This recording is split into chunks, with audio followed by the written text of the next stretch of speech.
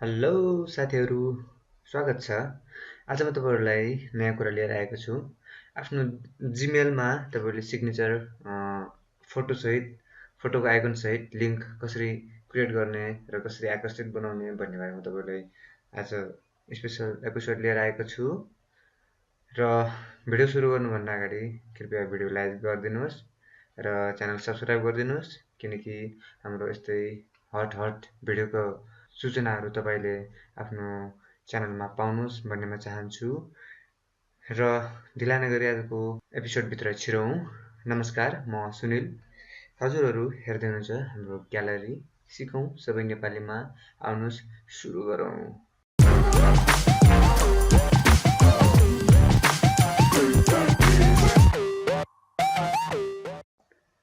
All right guys, स्क्रिनमा देख्नुभएको जस्तै आफ्नो जिमेल अकाउन्टको सिग्नेचरमा फोटो लिङ्क राख्न चाहनुहुन्छ भने यो भिडियो तपाईँको लागि स्पेसल छ। सो यसको लागि पहिला हामीले डिजाइन बनाउनु पर्दछ, जुन डिजाइन हामीले माइक्रोसफ्ट वर्डमा गर्नेछौँ यसमा यहाँ। सो सबभन्दा पहिले माइक्रोसफ्ट वर्डमा जाउँ र त्यहाँ टेबल इन्सर्ट गरौँ। इन्सर्ट मेनुमा गएर दुईवटा टेबल इन्सर्ट गर्छौँ। इन्सर्ट गरिसकेपछि यहाँ ग्रिटिङ टाइपको लेखौँ अनि यहाँ गएर हाम्रो ग्यालरी च्यानलको नाम दिउँ अनि त्यसपछि यहाँ ग्रुप अफ फ्रिल्यान्सर मिलाएर लेख्नुहोस्। तपाईँले आफ्नो जिमेलमा कस्तो सिग्नेचर राख्न चाहनुहुन्छ त्यो यहाँ मिलाएर लेख्नुहोस्। यहाँ आफ्नो मोबाइल नम्बर पनि राख्न सक्नुहुन्छ लगतै। अनि त्यसपछि also connect with us something यस्तै लेख्नुहोस्, मिलाएर लेख्नुहोस्। अनि यो सेकेन्ड सेललाई मर्ज गर्नुहोस्।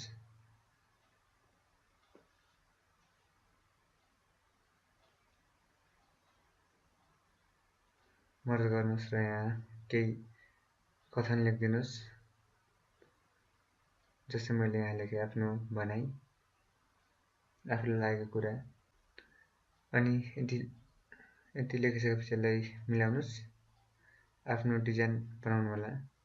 मैले जस्तो बनाउँछु त्यस्तै बनाउनु पर्छ भन्ने त तपाईँहरूले बनाउनु पर्छ भन्ने छैन। सो तपाईँलाई जस्तो राम्रो लाग्छ त्यस्तो मिलाएर बनाउनुहोस्। यो मैले बनाएको स्टाइल हो। सो आफूलाई पाइक पर्ने फन्टहरू चुज गर्नुहोस्। आफ्नो सिग्नेचरको लागि कस्तो खालको राख्न चाहनुहुन्छ फन्टहरू म्यानेज गर्नुहोस्, जुन अलि सुहाउँदो देखियोस्।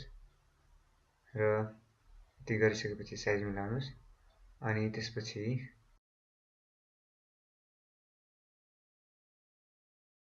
पहिला बोर्डर हटाउँ, बोर्डरको लाइनलाई हटाउँ भ्यूमा गएर अनि यहाँ बोर्डरको अप्सनमा जाउँ। अप्सनमा गइसकेपछि नो बोर्डरमा क्लिक गरौँ। बोर्डरको सेप नदेखियोस्। यसलाई तपाईँले आफ्नो हिसाबले मिलाउन सक्नुहुन्छ।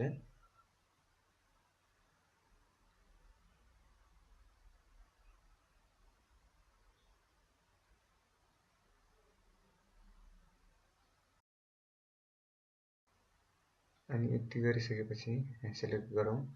सेलेक्ट गरिसकेपछि यहाँ तपाईँले यसलाई कट गर्नुहोस्। कट गरिसकेपछि जिमेल अकाउन्टमा जानुहोस् र जिमेल अकाउन्टमा गइसकेपछि सेटिङमा जानुहोस्।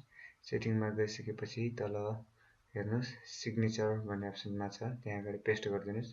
हेर्नुहोस् पेस्ट गर्नुहोस् र यहाँ आफ्नो फोटो अपलोड गर्नुहोस्। फोटो अपलोड गर्दाखेरि जिमेलबाट गरौँ।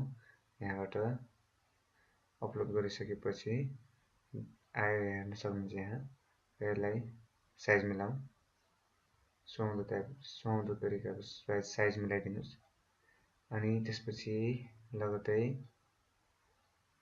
यसलाई फन्टलाई पनि हामी साइज मिलाउन सक्छौँ यहाँबाट पनि।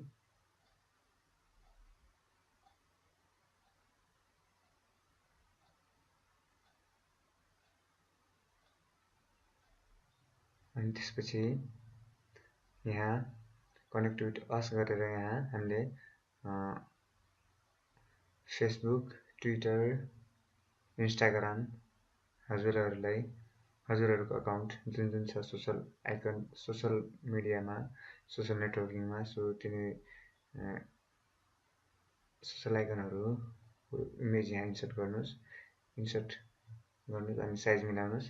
साइज मिलाइसकेपछि सोसल सिलेक्ट गर्नुहोस्। यसरी सिलेक्ट गरिसकेपछि यहाँ लिङ्कमा क्लिक गर्नुहोस्, लिङ्क र यहाँ चेन्जमा क्लिक गर्नुहोस् अनि त्यसपछि यहाँ सोसल मिडियाको युआरएल लिङ्क यहाँ लिएर राखिदिनुहोस्। यो मैले पहिले रेडी बनाएर राखेको थिएँ। सो युआरएल लिङ्क यहाँ क्लिक पेस्ट गरिसकेपछि यसलाई ओके गरिदिनुहोस् अनि हेर्न सक्नुहुन्छ लिङ्क भइसक्यो। अनि त्यसपछि लगतै अर्को राखौँ, स्पेस हानेर। सेम प्रोसेस हो, एउटा राख्न जान्नुभयो भने अरू पनि सेम नै हुन्छ। सो अब नेक्स्ट सोसल आइकन राखौँ भनेपछि राखौँ, ट्विटर राखौँ। ट्विटरलाई सिलेक्ट गरौँ। यसरी सिलेक्ट गरिसकेपछि फेरि यहाँ लिङ्कमा क्लिक गरौँ। क्लिक गरिसकेपछि यहाँ र यहाँ चेन्जमा क्लिक गर्नुहोस् अनि कपी गरौँ ट्विटरको लिङ्कलाई, आफ्नो अकाउन्टको लिङ्कलाई र यसरी ओके गरिदिउँ।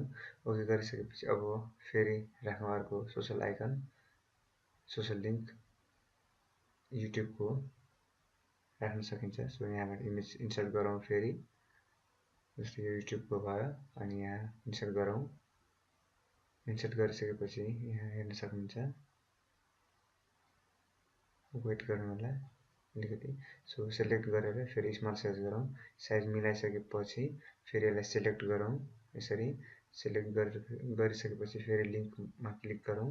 लिङ्कमा क्लिक गरिसकेपछि यहाँ र यहाँ चेन्जमा क्लिक गर्नुहोस् अनि इन्सर्ट गरौँ र फेरि युट्युबको आफ्नो युआरएल यहाँ पेस्ट गरिदिनु पर्ने हुन्छ, कपी गरेर